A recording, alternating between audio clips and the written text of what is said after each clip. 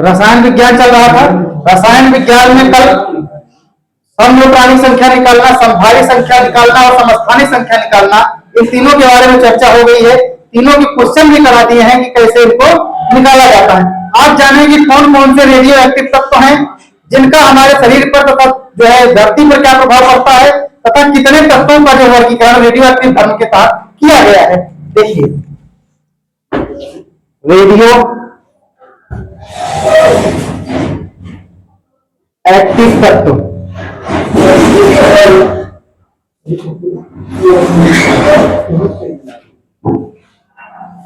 Radio धर्मिता भी कहते हैं।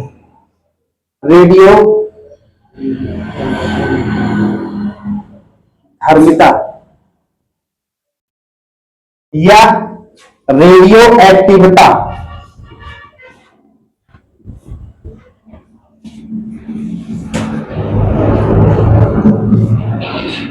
कितने नाम हो गए? 3। पहला पॉइंट इसमें लिखिए, रेडियो एक्टिव तत्व कौन कौन से होते हैं जान लेते हैं। रेडियो एक्टिव तत्व number 1 uranium,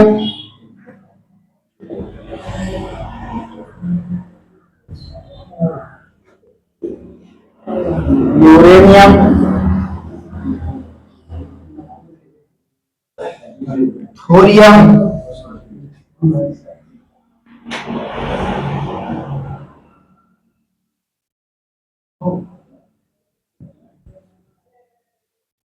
radium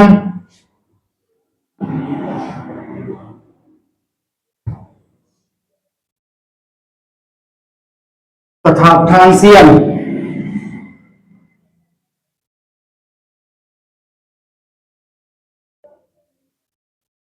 radio active कितने तत्व हैं? 4। कौन कौन से? यूरेनियम, थोरियम, रेडियम और फ्रांसियम। अब नोट डाल के लिखिए,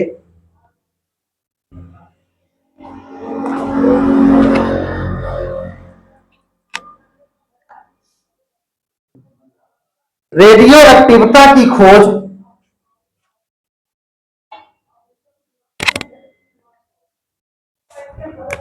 नोट डाल के लिखिए। पहला पॉइंट,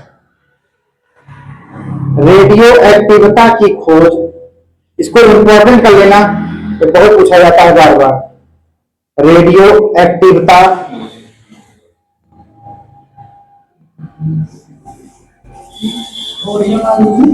हाँ भैया, रेडियो एक्टिविता की खोज सर्वप्रथम किसने किया था? रेडियो एक्टिविता की खोज हेनरी ब्रेकुलर नामक वैज्ञानिक ने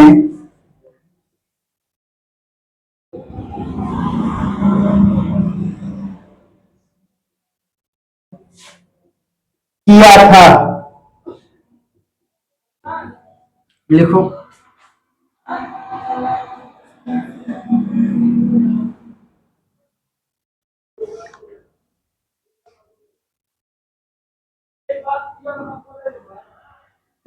अगले पॉइंट से लिखो, रेडियो एक्टिविता या रेडियो धर्मिता का मात्रक क्यूरी होता है।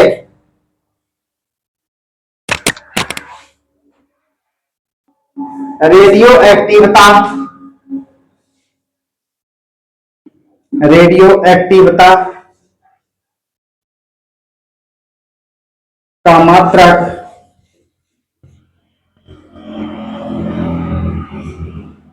क्यूरी होता है।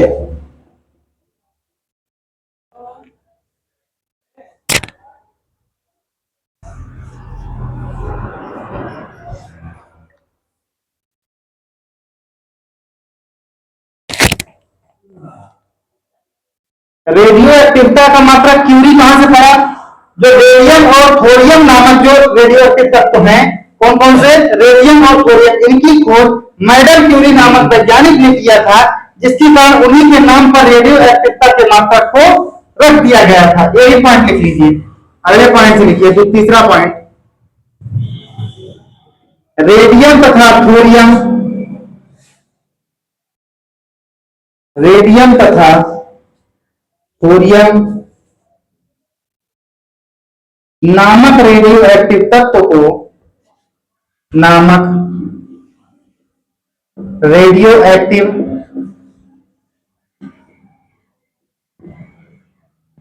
तत्व की खोज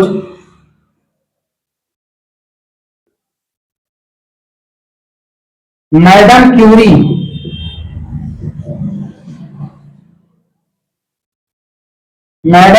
नामक वैज्ञानिक ने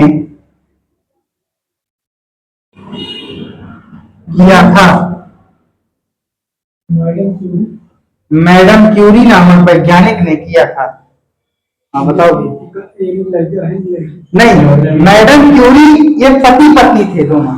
इसमें मैडम क्यूरी, मैडम और क्यूरी, क्यूरी इनकी जो है पत्नी का नाम है, मैडम इनकी जो है वाइफ का नाम। दोनों लोग मिल करके तत्वों की खोज किए थे, अकेले नहीं थे, इसीलिए पति पत्नी दोनों का नाम साथ में है।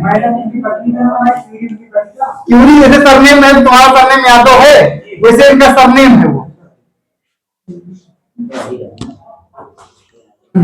दोनों थे।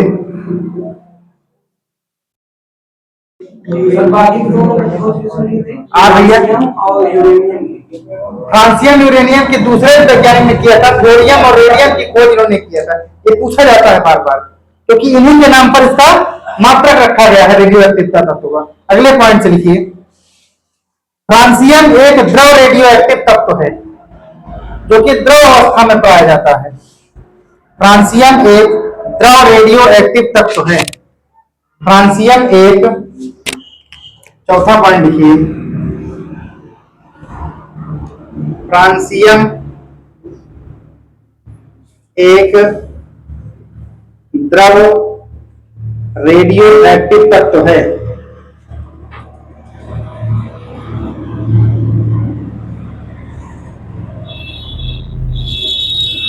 फ्रांसियम एक द्रव रेडियो एक्टिव तत्व है।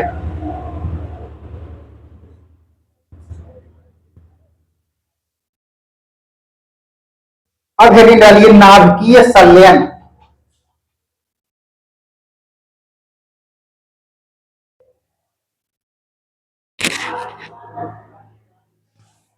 नाभिकीय संलयन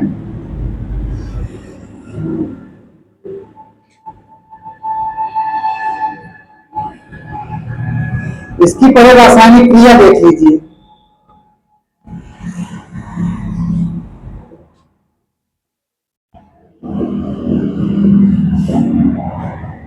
OneH1 1s2 प्लस 1s3। कल इसको बताए थे, ड्यूटेरियम है, टाइटेनियम बताए थे कल। ये जब दोनों मिलते हैं तो 2He4 बना देते हैं और प्लस ON1 मुक्त हो जाती है।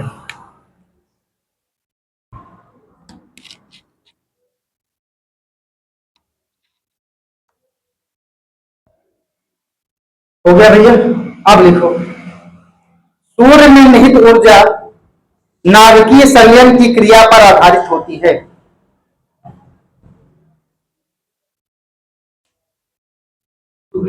भैया इसको कल बताए थे, इसको लिख लेना, बहुत पूछा जाता है। 1s2 क्या है? क्या है इसका मतलब? रट नहीं रहे हो यार।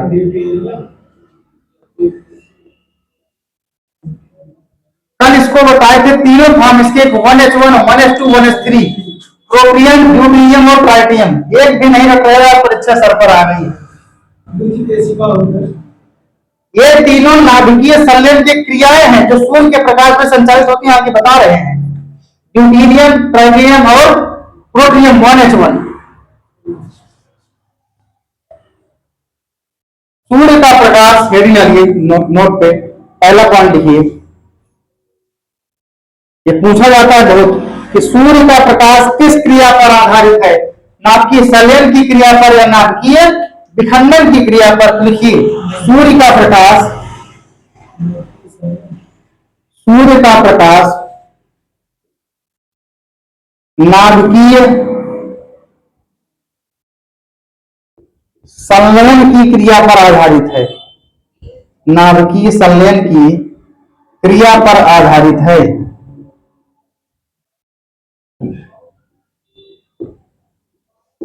सूर्य का प्रकाश नाभिकीय संलयन की क्रिया पर आधारित है।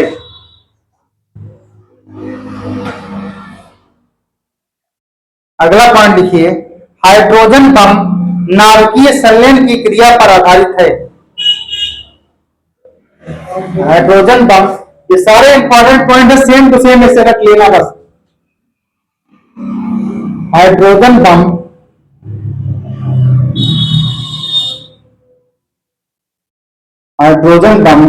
नाभिकीय संलयन की क्रिया पर आधारित है। नाभिकीय संलयन की क्रिया पर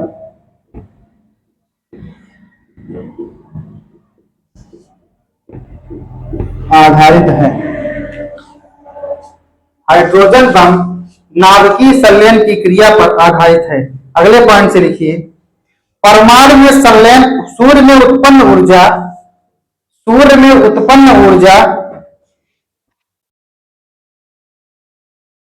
जो सूर्य में ऊर्जा उत्पन्न हो रही है, सूर्य में उत्पन्न ऊर्जा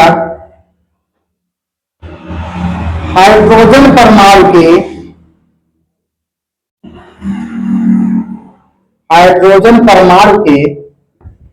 संलयन के कारण होती है। सूर्य में जो ऊर्जा उत्पन्न हो रही है, किसके कारण हो रही है? हाइड्रोजन परमाणु के संलयन के कारण होती है। संलयन के कारण होती है।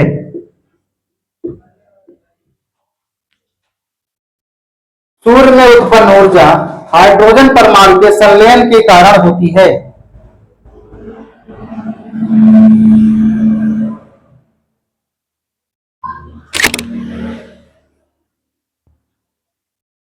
अब देखिए, समझने वाली बात पहले समझ लीजिए। नाभिकीय संलयन की जो प्रक्रिया है, रासायनिक क्रिया, पहले संबंध करके अच्छे समझ लीजिए समीकरण को, तभी समझ में आएगा। नाभिकीय संलयन की जो रासायनिक क्रिया है, किस पर आधारित है? 1s2 और 1s3 से। 1s2 कल बताए थे ड्यूटीरियम है, 1s3 क्या है? ट्राइटिरियम है। इसका मतलब है कि हाइड्रोजन बम किस पर आधारित है? नाभिकीय संलयन की क्रिया पर। इसका मतलब जब हाइड्रोजन बम का निर्माण होगा तो उसमें किसका प्रयोग होगा? ड्यूटीरियम और ट्राइटिरियम से मिलकर होगा। और जब मिलते हैं दोनों तो दो मिलके हीलियम और फ्लोर बना देते हैं, अर्थात हीलियम नामक गैस बना देते हैं और ऑक्सीजन मुक्त हो जाती है। देखिए, इसी बात को लिख लीजिए कि हाइड्रोजन बम के निर्माण में कौन सहायक होगा? 1s2 और 1s3। 1s2 का मतलब ड्यूटीरियम और 1s3 का मतलब ट्राइटिरियम। इसी बात को लिख लीजिए। लिखिए, हाइड्रोजन बम का निर्माण हाइड्रोजन बम का निर्माण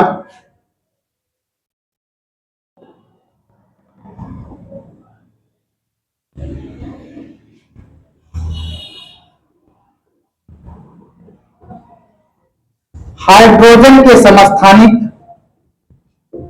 हाइड्रोजन के दो समस्थानिक कल बताए थे, समस्थानिक ना, समस्थानिक समभारी कल बताए थे। हाइड्रोजन के दो समस्थानिक कौन कौन से? 1s2 और 1s2 को क्या कहते हैं? ड्यूटीरियम। और 1s3 को क्या कहते हैं? ट्राइटिरियम। से मिलकर होता है, से मिलकर होता है।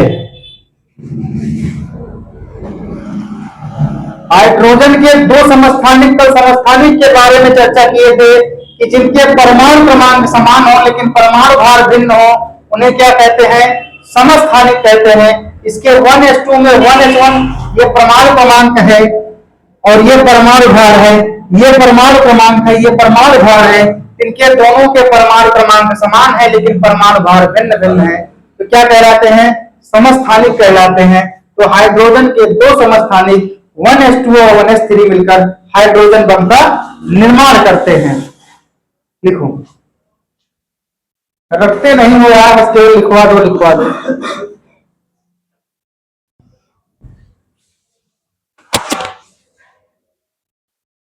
निर्माण जान लिए, अब हाइड्रोजन बम की खोज करता लिख लो। लिखो, हाइड्रोजन बम की खोज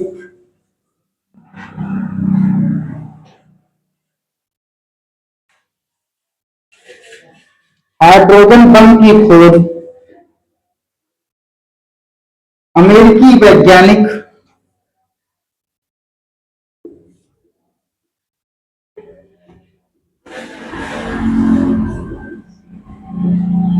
एडवर्ड टेलर ने की थी।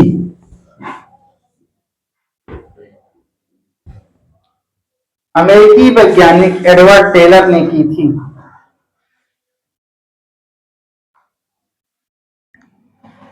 अब देखिए डालिए नाभिकीय विखंडन।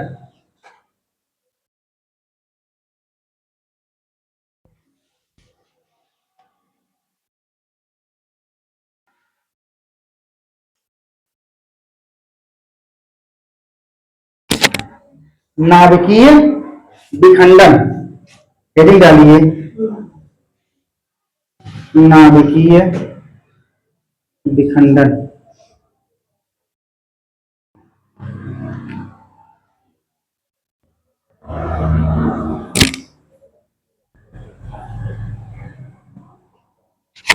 जब एक जब एक भारी नाभिक पर जब एक भारी नाभिक पर जब एक भारी नाभिक पर मंद गति के न्यूट्रॉनों की, किस गति के? मंद गति के न्यूट्रॉनों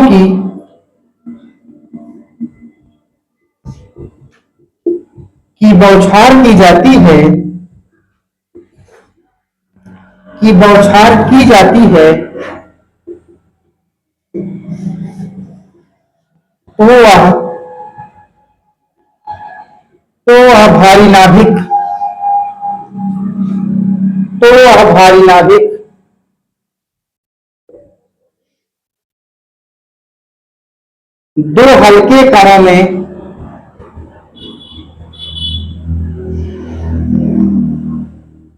दो हल्के कणों में विभक्त हो जाता है। विभक्त या टूट जाता है।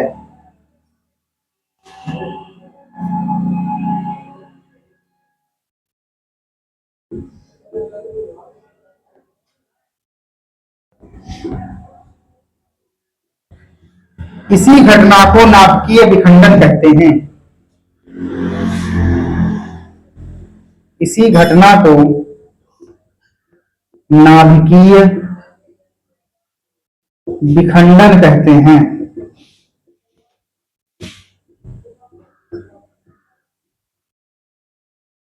जब एक भारी नाभिक पर मंद गति के न्यूट्रॉनों की बौछार की जाती है तो वह भारी नाभिक दो हल्के कणों में टूट जाता है।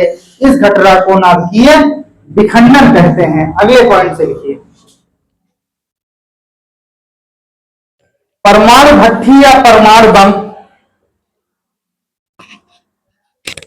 परमाणु भट्ठी या परमाणु बम, इंपॉर्टेंट नोट डाल लेना, बहुत पूछता है कि हाइड्रोजन बम किस पर आधारित है, तो नाभिकीय संलयन पर आधारित है। परमाणु भट्ठी या परमाणु बम नाभिकीय विखंडन की क्रिया पर आधारित है। परमाणु भट्ठी या परमाणु बम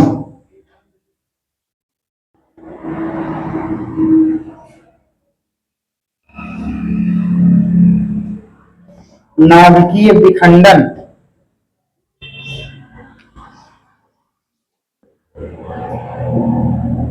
की क्रिया पर आधारित है।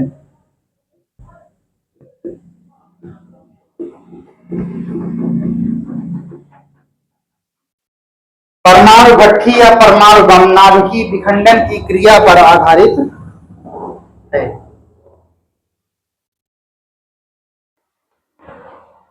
परमाणु बम की खोज ऑटो हान नामक वैज्ञानिक ने किया था। परमाणु बम की खोज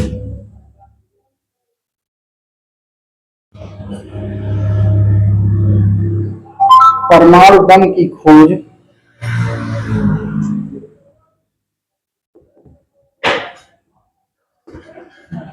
ऑटो हान नामक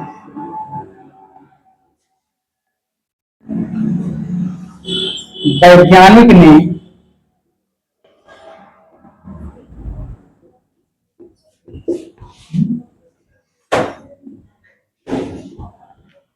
अब हेडिंग डालिए रेडियो एक्टिव किरणें।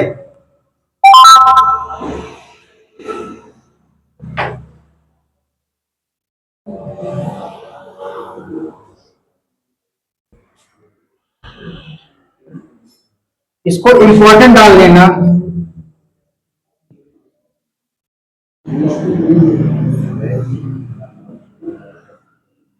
रेडियो एक्टिव किरणें पूछता है रेडियो एक्टिव किरणें कितने प्रकार की होती हैं? 3 प्रकार की। लिखिए रेडियो एक्टिव किरणें, रेडियो एक्टिव किरणें 3 प्रकार की होती हैं।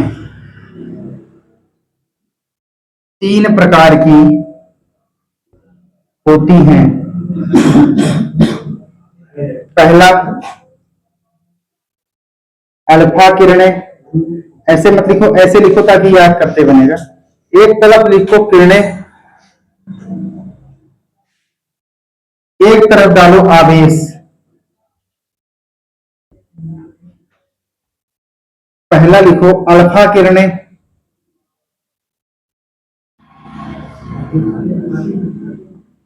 इस पर लिखो धनावेश। अल्फा किरणों पर कैसा आवेश होता है? धनावेश। ऐसे रख लेना जैसे लिखा है। बीटा किरणें ऋणावेश। बीटा किरणों पर कैसा आवेश होता है? ऋणावेश होता है। तीसरा लिखिए गामा किरणें। गामा किरणें उदासीन होती हैं, कोई आवेश नहीं।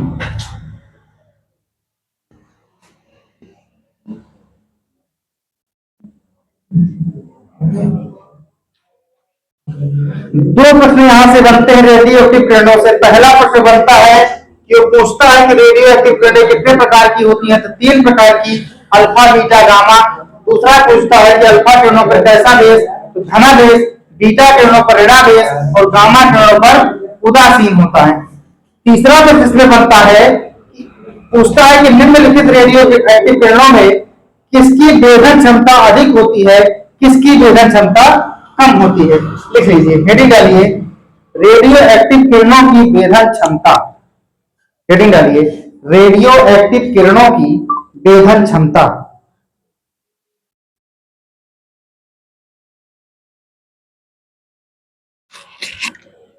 रेडियो एक्टिव किरणों की वेधन क्षमता।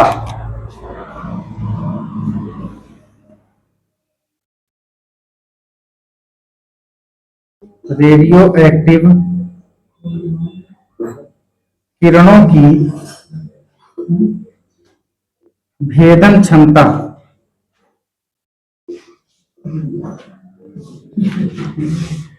कितनी किरणें हैं? 3, अल्फा बीटा गामा। इसी तीनों किरणों में किसी एक की वेधन क्षमता अधिक होगी, किसी एक की कम होगी। किस कम में होगी ये देख लीजिए। सबसे अधिक वेधन क्षमता गामा किरणों की होती है, फिर उससे कम इसकी होती है बीटा किरणों की होती है, फिर इससे कम अल्फा किरणों की होती है। इसको नोट डाल के लिखो। सबसे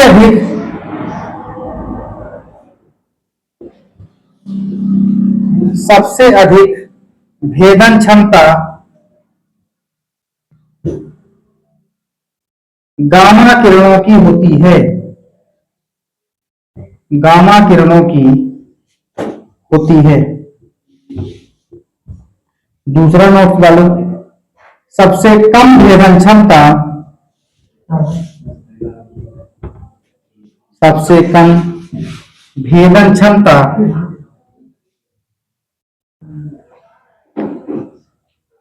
अल्फा किरणों की होती है।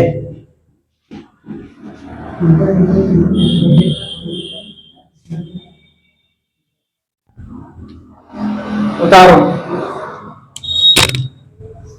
सबसे अधिक भेदन क्षमता गामा किरणों की होती है तथा सबसे कम भेदन क्षमता अल्फा किरणों की होती है।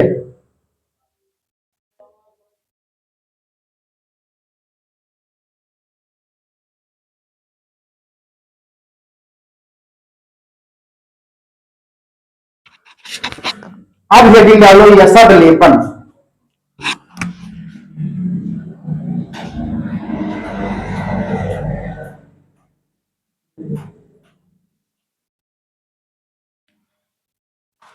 यसद लेपन में हम पढ़ाएंगे कि लोहे में जंग कैसे लगता है, लोहे में जंग से किसको बचाया जा सकता है, कौन कौन से तत्वों हैं जिससे कापर में जंग लगता है, उसके क्या उपचार है, चांदी की वस्तुएं काली क्यों पड़ती है, इसके बारे में चर्चा हम यसद लेपन में करेंगे। लोहे में जंग पानी और ऑक्सीजन, हाँ हाँ हाँ, कल बताएंगे इसको।